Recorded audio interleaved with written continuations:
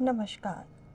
प्रभु राम के व्यक्तित्व और जीवन को समझने के इस प्रयास में आपका स्वागत है। यह वार्तालाप श्रृंखला राम को जानने, समझने और मन में बसाने के लिए है। इसमें मैं योगिता पंत अपने मार्गदर्शक एवं गुरु अनिल चावला जी के सम्मुख कुछ जिज्ञासाएं प्रकट करती हूँ और वे समाधान करते हैं। आइए इस वार्तालाप का आनंद लें। अनिल जी, बहुत बहुत स्वागत है आपका। नमस्कार। अनिल जी, ये पिछली बार आपने बताया था कि वाली मृत्यु की ओर जा रहा था। उस वहाँ पे वाली की पत्नी तारा भी आई होगी। बिल्कुल। जैसे ही समाचार मिला जी कि वाली को ऐसा घातक बाण लगा है, जी ये समाचार अंतःपुर तक, जहाँ स्त्रियां थी वहां तक पहुंचा, जी तो तारा वाली की अन्य पत्नियों और वाली और तारा के पुत्र अंगद के साथ जी दौड़ी दौड़ी चली आई। अब वहां जो माहौल था जी वो बहुत अफरा तफरी का माहौल था। एक छोटा सा युद्ध हुआ था जी जिसको किसी ने गंभीरता से नहीं लिया था। जी लोग सोच रहे थे कि अभी बस वाली सुग्रीव को थोड़ा बहुत मार पीट के भगा देगा जी और कहानी खत्म हो जाएगी, जी और उसमें राजा मारा गया था। जी अब जितने वाली के रक्षक थे, जो उसके साथ रहने वाले लोग थे, मंत्री थे, जो भी लोग वहां उपस्थित थे, जी उनमें अफरा तफरी का माहौल था। राजा मारा गया था, अब आगे क्या होगा।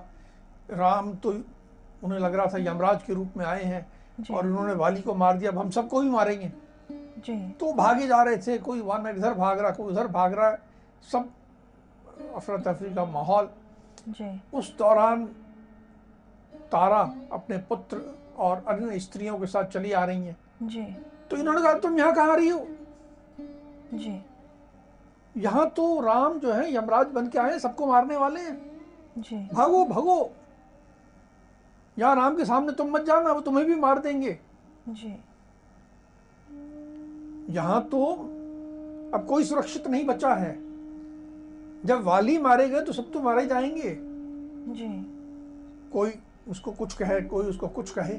जी किसी ने तारा से कहा, तुम तो अंदर जाओ और जल्दी से अंगद का राज्याभिषेक कर दो ताकि ये राजा बन जाए जी और इस देश का कोई राजा हो जाए, नहीं तो स्थिति खराब हो जाएगी। और वैसे कोई दूसरा कहता कि अरे उसमें भी कोई मतलब नहीं है, जी जैसे सुग्रीव भाग गया था वैसे तुम भी भाग जाओ अंगद को लेके। अभी तो सुग्रीव के साथ जो वानर आए हैं बड़े शक्तिशाली हैं और वो यहाँ कत्लेआम करेंगे, जी सबको मार देंगे।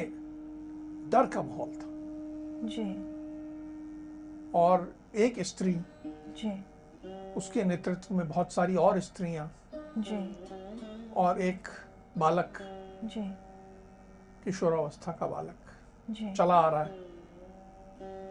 तो सबने उनको कहा कि लौट जाओ, जी यहाँ तुमको अगर कुछ ज्यादा हिम्मत वाली हो जी तो अपने राज्य को संभालो, अपने आप को संभालो, जी पर यहाँ तो आके कोई मतलब ही नहीं है। यहाँ तो अभी शत्रु खड़ा है। जी अब तारा जी विदुषी भी थी, जी बहुत दमदार महिला थी, बहुत बहादुर महिला थी। उसने उन सबसे कहा कि क्या बात कर रहे हो तुम? मैं डरती नहीं हूं। जी यदि मेरा पति प्राण त्याग रहा है जी तो मुझे पुत्र से, राज्य से, अपने खुद के जीवन से, किसी से कोई प्रयोजन नहीं है, मुझे कोई लेना देना नहीं है। मेरा पति प्राण त्याग रहा है जी और तुम मुझे कह रहे हो मैं राज्य को संभालूं, जी मैं पुत्र को संभालूं, स्वयं को संभालूं, मुझे किसी को नहीं संभालना है। मैं तो अपने पति के पास जाऊंगी। जी तो ये वहां जहां धूल में जी वाली गिरा पड़ा था वहां पहुंची, जी देखा, रोने लगी, विलाप करने लगी, वाली से बात करने लगी, जी वाली को कहने लगी कि हे मेरे प्राणनाथ, आप ऐसे कैसे पड़े हैं। जी बहुत देर तक विलाप करती रही। जी और वो जो विलाप कर रही थी वो इतना हृदय को तार तार करने वाला था जी कि सब लोगों की आंखों में आंसू आ गए और सबसे ज्यादा दुखी कोई हुआ जी तो वहां खड़े सुग्रीव थे। अभी तक सुग्रीव प्रसन्न थे, जी उन्होंने युद्ध जीता था, जी युद्ध के विजय की उनमें एक प्रसन्नता का भाव था। जी लेकिन उन्होंने जब अपनी भाभी को जी रोते देखा, बिलखते देखा, साथ में अपने भतीजे अंगद को बिलखते देखा, जी साथ में आई अन्य भाभियों को बिलखते देखा, तो सुग्रीव हिल गए, बहुत दुखी हो गए। उनको अचानक ये एहसास हुआ कि मैंने क्या कर दिया, ये तो मेरे सब अपने हैं जो रो रहे हैं, जी ये अलग नहीं, ये तो मेरे स्वयं के अपने लोग हैं और उनको मैंने रुला दिया है। जी उनकी आंखों से भी आंसू बहने लगे। इधर तारा बिलखती जा रही थी जी और उसने एक घोषणा कर दी जी कि मैं यहीं पर अपने स्वामी के बगल में बैठ के यहीं पर पड़ी रहूंगी, जी कुछ खाऊंगी, कुछ पीऊंगी, कुछ नहीं करूंगी जी और मैं अपने प्राण इन्हीं के बगल में त्याग दूंगी। अब ये कह सकते हो कि आमरण अनशन करूंगी और अपने प्राण अपने पति के साथ त्यागूंगी। जी ये उसने वहां पर घोषणा कर दी। जी भावुकता, प्रेम जी सब था, पर ये हमारे हिंदुस्तान में एक प्रथा बाद में बहुत प्रचलित हुई, जी सती प्रथा। जी ये सती प्रथा का पहला हमें उदाहरण दिखता है, जी जहां तारा ने घोषणा कर दी जी कि अब मैं भी अपने स्वामी के साथ ही अगले लोक को जाऊं। जी जब तारा ने ये निर्णय लिया प्राण त्यागने का, तो वहाँ पे तो कई लोग मौजूद थे, तो किसी ने उनको समझाया? हाँ, देखिए, वाली की ओर तो लोग जो खड़े थे उनमें किसी में समझाने की हिम्मत नहीं थी। जी उनकी महारानी थी, जी महाराज नहीं थे, जी और वो कुछ निर्णय लें और उसके विरुद्ध कुछ बोल सकें, जी ये तो किसी में क्षमता ही नहीं थी। जी लेकिन एक व्यक्ति था जो बोल सकता था। सुग्रीव दुख में डूबे थे, जी पर सुग्रीव का सचिव जी वीर हनुमान वहां थे। जी उन्होंने प्रयास किया, जी उन्होंने कहना शुरू किया कि आपको ऐसे विलाप नहीं करना चाहिए, दुख नहीं करना चाहिए। जी प्रत्येक जीव जो इस लोक में आता है वो परलोक में जाता है, जी अपने कर्मों का फल भोगता है, यहाँ भोगता है, फिर वहां जाके भोगता है। जी ये शरीर जो है पानी में बुलबुले के समान है, जी कुछ समय रहता है और फिर समाप्त हो जाता है। इसके लिए शोक नहीं करना चाहिए। जी जन्म और मृत्यु दोनों अवश्यम भावी है, जन्म भी होता ही है, मृत्यु भी होनी ही है। जी वानर राज जो प्रस्थान कर रहे हैं जी वे धर्म के अनुसार ही कर रहे हैं, जो परंपरा है, जो जीवन का नियम है उसके अनुसार कर रहे हैं। जी तो आप इस पे शोक मत करो, आप जी। अपनी जिम्मेदारी समझो। जी ये जो अंगद है, ये जी। सारे वानर हैं, भालू हैं, जी इन सब की तो आप स्वामिनी हो। आप अपनी जिम्मेदारी समझ के इन सबको संभालो। जी अंगद को भी आपको संभालना और सुग्रीव को भी आपको संभालना है, जी इनको आप संभालिए। जी आप अंगद की स्वामिनी बनकर अंगद का राज्याभिषेक करिए जी और अंगद आपके अधीन रहकर शासन करे, सारी व्यवस्था चले, ये चिंता करिए। जी देखिए, वाली तो जा रहा था, जी अब प्रश्न कभी ना कभी ये उठने वाला था कि इसके बाद कौन, जी राजकुमार अंगद या फिर सुग्रीव? या फिर सुग्रीव। जी वीर हनुमान जबकि सचिव थे जी सुग्रीव के, जी पर उन्होंने पक्ष लिया अंगद का जी कि अंगद आपके अधीन रहते हुए शासन चलाएगा, आप अपने आप को संभालो जी और आगे कार्यवाही पर ध्यान दो। तारा वैसे तो विलाप कर रही थी, जी रो रही थी, पूरे धूल में लौट रही थी, अपनी सुध बुध खोई थी। जी पर हनुमान के समझाने के बाद जी वो उसने हनुमान को उत्तर दिया। ध्यान रहे, विदुषी औरत है, जी साधारण औरत नहीं है। जी उसने कहा कि यदि एक और 100 पुत्र हों, जी एक पुत्र नहीं 100 पुत्र हों मेरे, जी और दूसरी ओर मेरे स्वामी हों जी जो चाहे, अब मर रहे हैं, प्राण त्याग रहे हैं, जी तो भी मैं अपने स्वामी को चुनूंगी, 100 पुत्रों को नहीं चुनूंगी। हनुमान जो तुम कह रहे हो गलत कह रहे हो, जी मैं तो अपने स्वामी का ही आलिंगन करूंगी। इनकी का शरीर चाहे धूल में लिपटा है, चाहे खून में लिपटा है, मैं तो इसी का आलिंगन करूंगी। मैं पुत्र की तरफ नहीं जाऊंगी। जी और ये तुमने जो कहा कि मैं वानरों की स्वामिनी हूं और मैं अंगद के लिए कुछ करूं, जी ये सब गलत बात है। मैं वानरों की स्वामिनी नहीं हूं। वानरों के स्वामी जी तो वाली के बाद अब सुग्रीव है, और अंगद के लिए जो कुछ करना है वो जी। उसके चाचा करेंगे। किसी भी पुत्र के संरक्षक या तो उसके पिता होते हैं या उसके चाचा होते हैं। पिता इसके नहीं रहे, अब जी धर्मानुसार जी जो कुछ करना है सुग्रीव करेंगे। मैं तो जी अपने स्वामी की चिता पर ही शयन करूंगी, अर्थात जब स्वामी की चिता सजेगी जी। मैं भी उसी पर चिता पर ही लेटूंगी और प्राण त्यागूंगी। जी अर्थात पूरी तरह प्राण त्यागने को बिल्कुल प्रतिबद्ध, जी कृत संकल्प जी कि मैं प्राण त्याग दूंगी। जी और राज्य मिल जाए, पुत्र का राज्याभिषेक हो जाए, तो कोई मोह नहीं।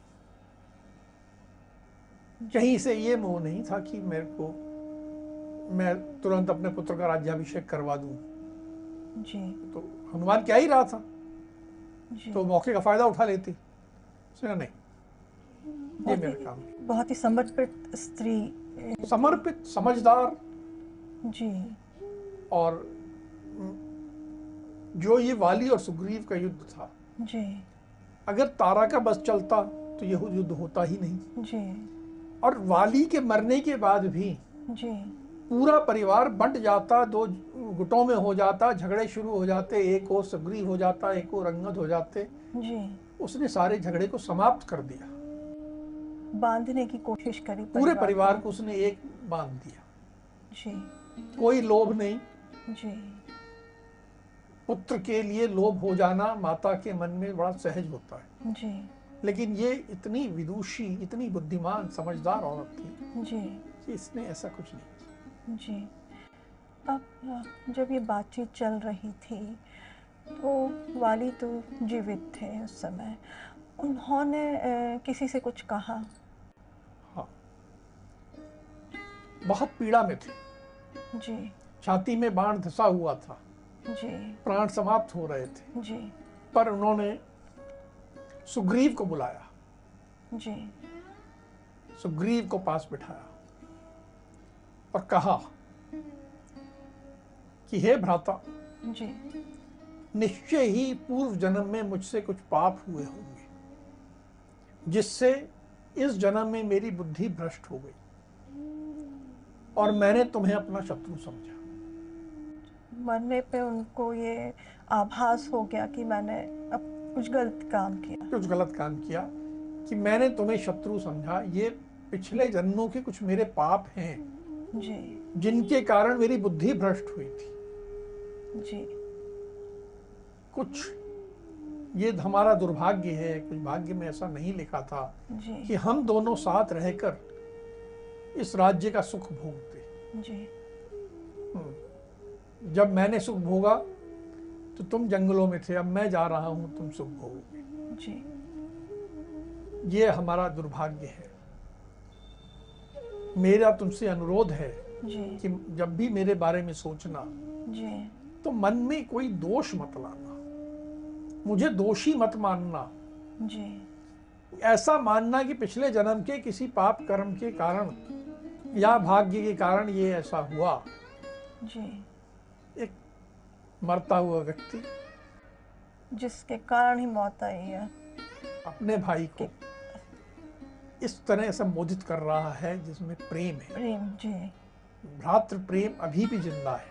जी अब वाली ने सुग्रीव से कहा, ध्यान रहे वाली ने हनुमान की बात सुन ली थी, जी अंगद का राज्याभिषेक करने की बात सुन ली थी, जी और अब वाली कह रहा है सुग्रीव से, तुम ये राज्य स्वीकार करो, ये राज्य मैं तुम्हें सौंपता हूं। जी इसके साथ ही जी मेरी जितनी संपत्ति है, लक्ष्मी है, जी मेरा जो भी यश है, सबका मैं त्याग करता हूं, जी सब तुम्हारे पास, और मैं अब यमराज के घर जाने के लिए तैयार हूं।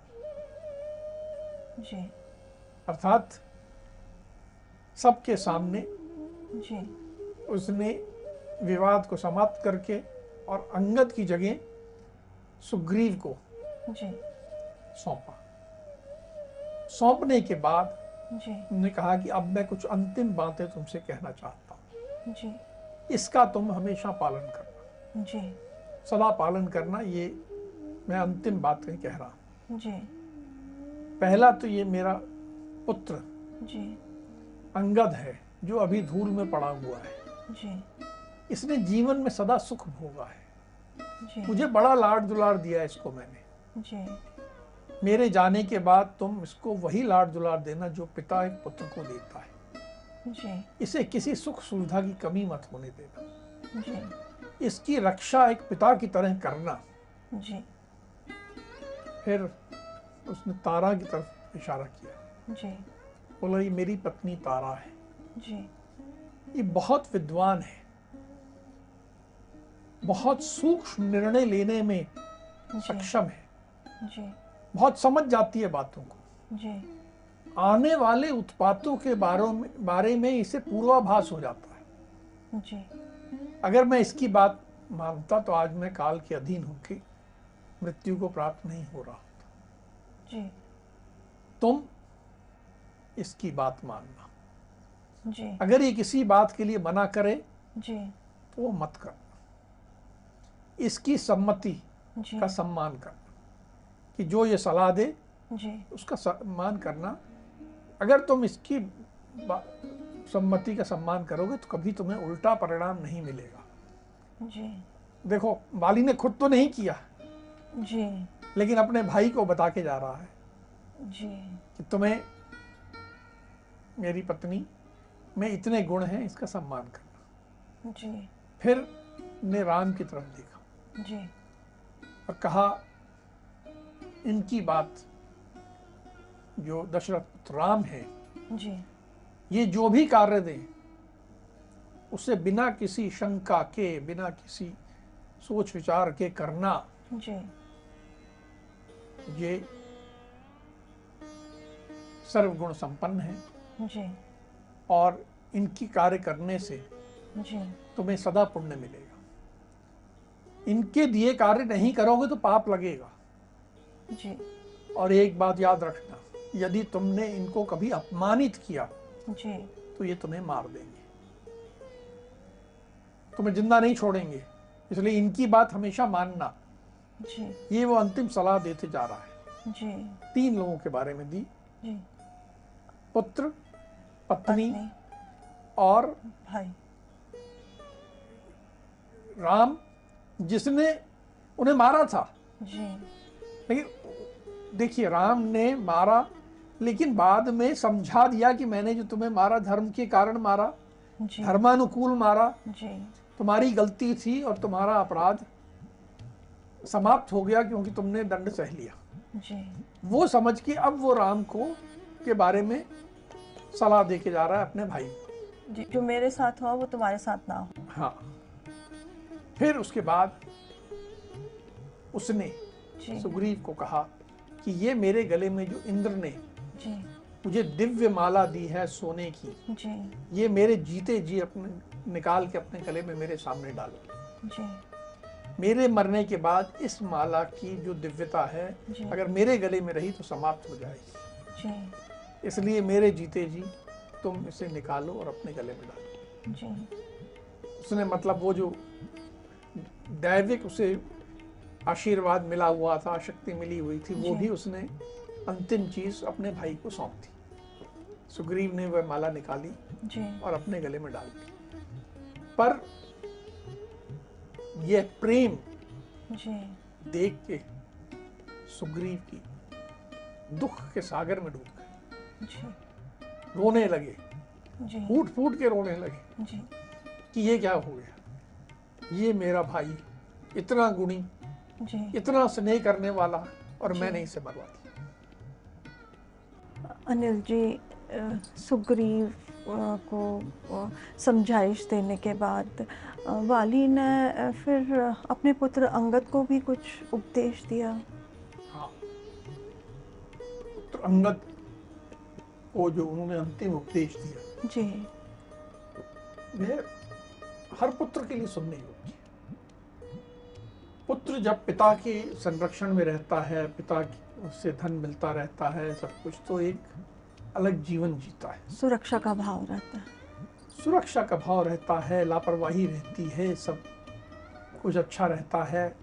जी और जब पिता नहीं रहता जी तो सब कुछ बदल जाता है। जी वाली ने अपने भाई को कह दिया कि अंगद को पुत्र की तरह पालिएगा, जी लेकिन अंगद को समझाया जी कि देखो अब मैं जा रहा हूं जी और अभी तक तुम जैसे जीते आए थे मेरे संरक्षण में, अब वैसे आगे नहीं जी पाओगे, जी इसे समझ लो। जी पिता के राज में जीना एक अलग बात होती है जी और पिता के बिना जीना अलग होता है, ये तुम्हें समझना होगा। जी अब तुम देश काल को समझना सीखो, कहाँ कैसे बर्ताव करना है, कैसे किससे बोलना है, किससे नहीं बोलना है, ये समझना होगा तुम्हें। जी पहले बालक के रूप में कुछ भी बोल दो, पिता संभाल लेंगे। जी अब ऐसा नहीं है, अब तुम्हें देश किस स्थान पे हूँ, किस काल में हूँ, ये समझ के अपना व्यवहार रखो। जी जीवन में समय के अनुसार प्रिय घटनाएं घटेंगी, अप्रिय घटेंगी, जी सुख मिलेगा, दुख मिलेगा, जी तुम्हें सब सहना सीखना चाहिए। सब मीठा मीठा नहीं होगा, कड़वा आएगा, मीठा कड़वा सब सहते रहो। जी हृदय में बहुत सारा क्षमा भाव लाओ। लोग तुम्हारे साथ गलत व्यवहार करेंगे, जी तुम्हें अपमानित करेंगे, जी तुम उन सबको क्षमा कर दो और अपने मन से सुग्रीव की आज्ञा के अधीन रहना है तुम्हें, जी पूरी तरह इनकी आज्ञा के अधीन रहना है। मेरे साहब तो तुम कुछ मुंहजोरी भी कर देते थे, जी जैसा कुछ बात हुई तो मना कर दिया कि नहीं मैं ऐसा नहीं करूंगा, जी जैसा मेरे साथ करते थे अब वैसा नहीं चलेगा। तुम्हें इनकी आज्ञा का पालन करना है, इनकी इच्छा का सम्मान करना है, इनके शत्रुओं के साथ नहीं मिलना जुलना। जी और यहाँ तक कि जो लोग शत्रु नहीं है पर मित्र नहीं है इनके, जी उनसे भी नहीं मिलना है। कहीं ऐसा ना हो कि इनके मन में भाव आ जाए कि तुम कुछ षड्यंत्र रच रहे हो या मेरे विरुद्ध कहीं जा रहे हो। हाँ, ऐसा मौका भी मत देना। पूरा समय जो तुम्हारे स्वामी हैं, सुग्रीव तुम्हारे चाचा तुम्हारे स्वामी हैं, उनके कार्य साधन के अधीन रहो, कि उनके काम करते रहो। जी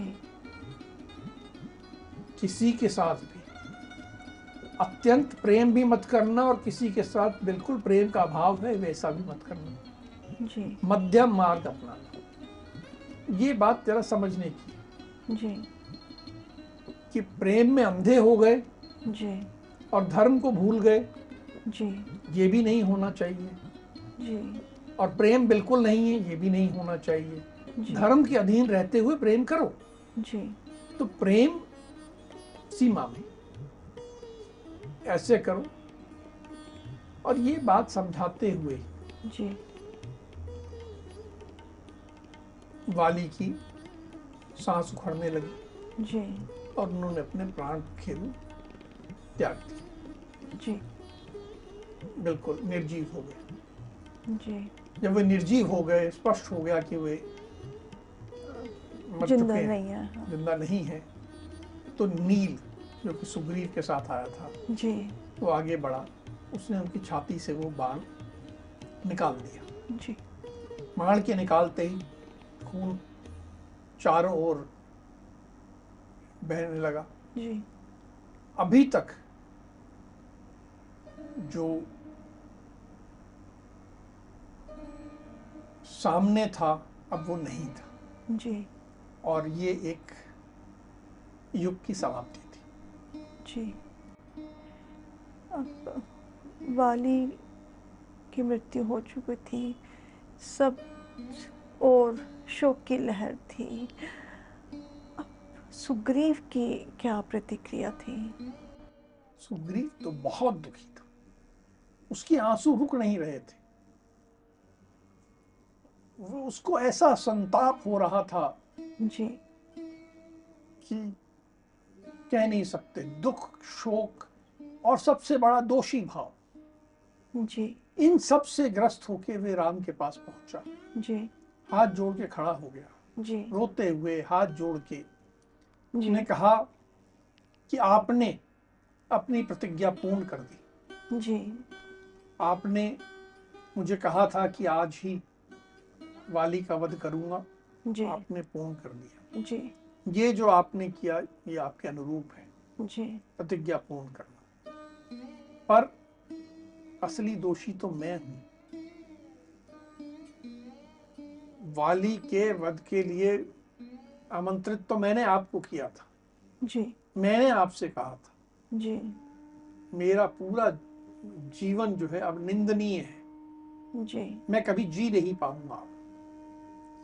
आपने तारा का विलाप देखा, अंगद को रोते हुए धूल में लौटते देखा, जी पूरा नगर ये शोक में है। ये सब मेरे लोग हैं और ये सब मेरे कारण हो रहा है। जी मैं इस दुख को नहीं झेल सकता। हाँ, भाई ने मेरा तिरस्कार किया, जी उससे मुझे क्रोध आ गया, जी अमर्ष हो गया और जी मैंने आपको कह दिया कि मेरे भाई को मार दो। जी और आपने प्रतिज्ञा की, आपने पूरी की, जी आपका कोई दोष नहीं। जी लेकिन मैं तो भ्रातृ हत्या का दोषी हूं। जी यह दुख, यह दोषी भाव अब मुझे जीवन भर छोड़ नहीं पाएगा। अब मैं कुछ नहीं कर पाऊंगा। और देखिए वो मेरा भाई कितना महान था, वो मेरा वध नहीं करना चाहता था। जी जब हम दोनों लड़ रहे थे तो उसने, जब मैं थोड़ी देर के लिए रुका तो उसने कहा जी कि सुग्रीव मैं तेरा वध नहीं करना चाहता, तू भाग जा। वे जानता था कि अगर भाई का वध करेगा तो उसका मान सम्मान घटेगा।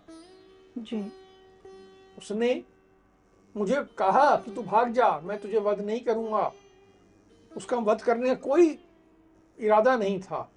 जी और देखो उसने जो किया वह उसके योग्य था जी और मैंने क्रूरतापूर्ण जो काम किया ये मुझ जैसे छोटे व्यक्ति के ही अनुरूप था जो अब अपने आप को गाली दे रहे। जी उसने भ्रातृभाव का ध्यान रखा, आर्य भाव का ध्यान रखा, धर्म का ध्यान रखा जी और मैंने काम, क्रोध, वानरोचित चपलता का परिचय दिया। जी ये बहुत मैंने गलत कार्य किया है। जी जो मैंने आपको वध करने की अनुमति दे दी, वध करने के लिए कह दिया।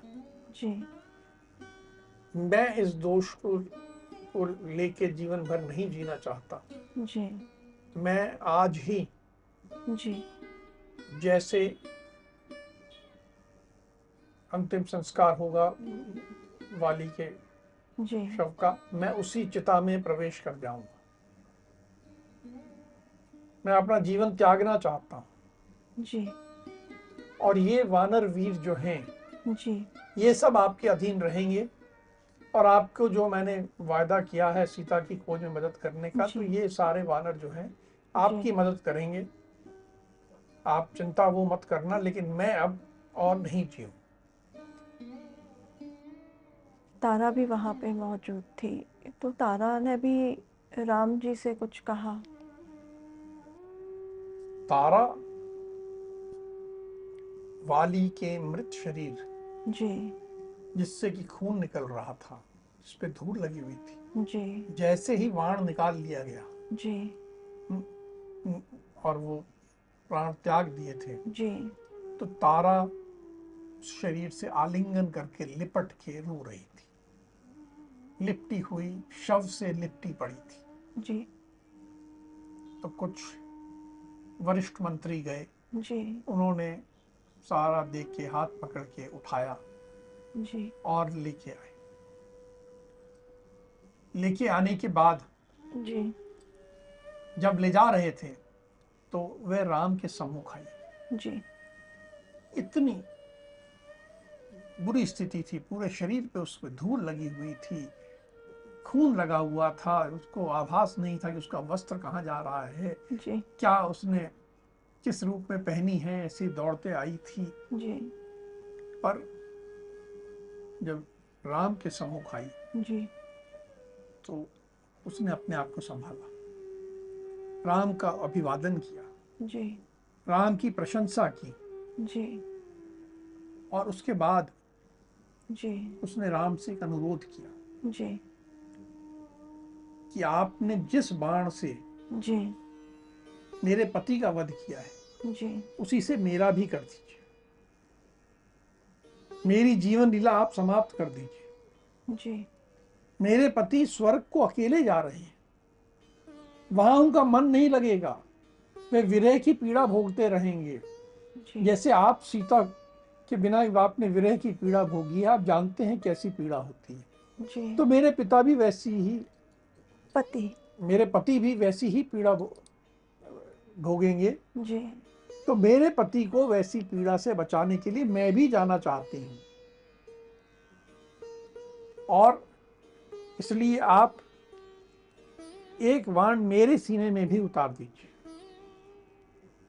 आपको यदि ये विचार है कि स्त्री का वध नहीं करना होता, तो आप स्त्री समझ के मेरा वध मत करना। आप ये समझना कि मैं वाली की आत्मा हूं, और आपने आत्मा को वाली के साथ भेजा है। जी।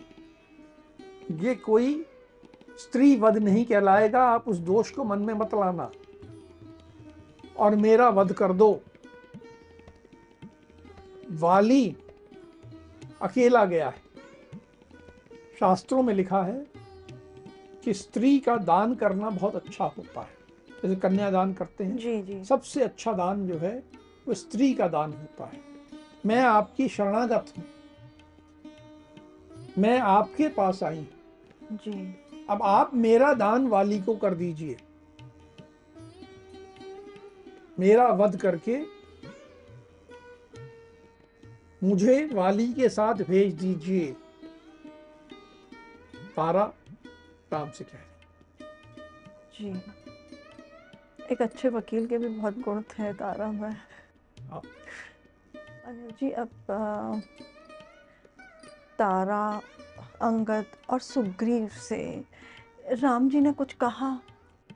हाँ, अब इन सबको संभालने का काम तो राम जी का था। जी। सब तो जीवन त्यागने को तैयार खड़े थे। जी। तारा भी, सुग्रीव भी और अंगद भी, जी। सभी जीवन त्यागना चाहते थे। जी सबसे पहले उन्होंने तारा को संभाला। तारा को कहा कि मृत्यु का विचार तुम त्याग दो। जी हम सब विधाता के अधीन हैं। विधाता के विधान का उल्लंघन नहीं हो सकता। जो कुछ हुआ ये विधाता के विधान के अनुसार हुआ है। तुम्हें शोक नहीं करना चाहिए। मैं तुम्हें एक बात से आश्वस्त करता हूं जी कि तुम पहले की भांति जी सुखी होगी, आनंदित होगी, तुम्हें सुख आनंद प्राप्त होगी जी और तुम्हारा बेटा जी अंगद जी युवराज बनेगा। अब आप देखिए, हिंदू धर्म को सती प्रथा को लेकर सदा आलोचना की जाती है। जी जहां राम ने तारा को सती होने की अनुमति नहीं दी, जी रोक दिया और वास्तव में ये कह के कि तुम पहले की भांति सुख आनंद प्राप्त करोगी, जी उसके पुनर्विवाह जी की ओर भी इंगित करती है। विधवा पुनर्विवाह जी का यह बहुत स्पष्ट हमें इशारा देखने को मिलता है। और साथ में पुत्र अंगद के युवराज बनने की बात कह दी। जी राम के बोलने की शैली, राम के समझाने के जी तरीके के कारण जी तारा शांत हुई। उसके बाद उन्होंने सबको, जी अंगद, सुग्रीव, तारा, सबको कहा कि जो चला गया जी उसके लिए शोक करके जी उसका कुछ भला नहीं होता है। शोक संताप करने से जीव की कोई भलाई नहीं होती। जी हम लोग सब बहुत आंसू बहा चुके हैं, अब और आंसू मत बहा। अब जो लोकाचार है जी उसका पालन करो। जो तुम सबके कर्तव्य हैं जी उनका पालन होना चाहिए और अपने कर्तव्यों का पालन दुख की घड़ी में भी समयानुसार करना आवश्यक होता है। समय बीत जाने पर कर्म करने से लाभ नहीं मिलता। तुम सबकी कुछ कर्तव्य हैं इस समय। जी वाली के देहांत होने के बाद तुम सबके कुछ कर्तव्य हैं। जी उन सब कर्तव्यों को समझो और समझो, अपना कार्य प्रारंभ करो। जी ये समझो कि जो कुछ हुआ है उसमें काल की भूमिका है।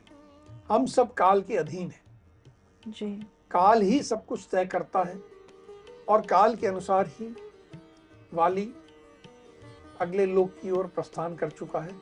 जी अब काल समय की गति को हमें समझते हुए जो हमें करना है वे हमें करना है और उस ओर आप लोग अपना मन बनाओ। अनिल जी, राम जी के समझाने के बाद फिर क्या तारा और सुग्रीव समझ गए थे, मान गए थे उनकी बात? तारा तो पहले ही मैंने बताया समझ गई, जी संयत हो गई थी। सुग्रीव भी संयत हुए, उन्हें एहसास हुआ कि ये जो शव पड़ा है इसका अंतिम संस्कार करना पड़ेगा। जी लक्ष्मण ने भी सुग्रीव से कहा कि आप आदेश दीजिए वानरों को कि शव यात्रा का इंतजाम करें, जी शीघ्रातिशीघ्र अंतिम संस्कार किया जाए। जी और उसके बाद सारी व्यवस्थाएं हुई जी और वाली का अंतिम संस्कार किया गया और उसके बाद सबने वाली को जलांजलि दी, जी अर्पित की। बाकी वह यह अध्याय वाली के जीवन का समाप्त।